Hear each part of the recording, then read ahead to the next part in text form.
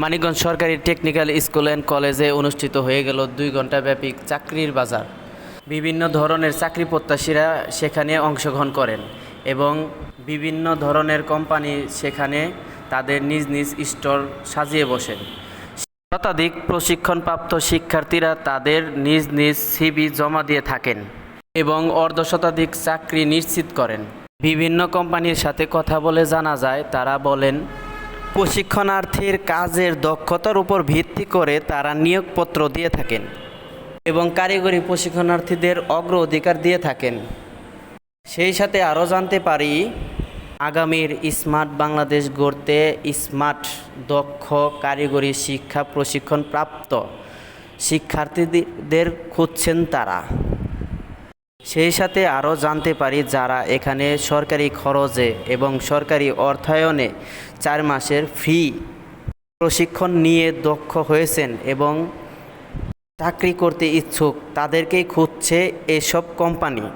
মানিকগঞ্জ সরকারি technical school and কলেজের বিভিন্ন ডিপার্টমেন্টের শিক্ষকদের সাথে কথা বলে জানতে পারি, বিভিন্ন ধরনের কাজে দক্ষতা করার জন্য তারা বিভিন্ন কাজের প্রশিক্ষণ দিয়ে থাকেন।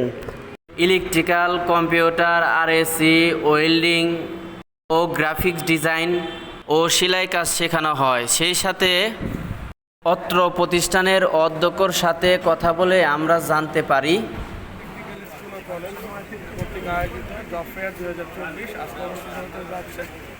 এখানে আমাদের অ্যাসেট প্রকল্পের মাধ্যমে 93 জন কম্পিটেন্ট, 5টি ট্রেডের 93 জন কম্পিটেন্ট জব সিকার তারা এখানে উপস্থিত হয়েছে।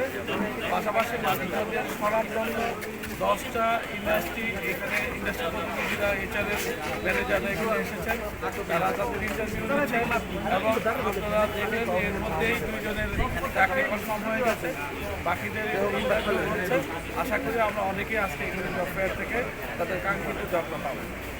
ট্রেডে 93 জন প্রশিক্ষণ গ্রহণ করেছে এবং এই 93 জন আজকে 93 জনের মধ্যে 45 জন আজকে তাদের সিভি এখানে জমা দিয়েছে এবং তাদের ইন্টারভিউ এখানে।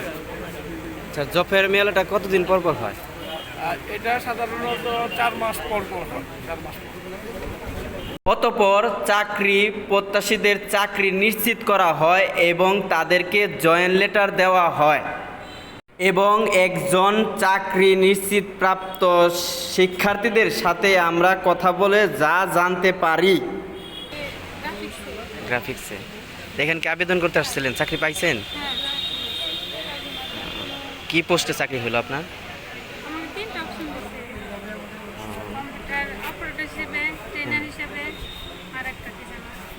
নিউজ ডেস্ক, খবর বাংলা 71।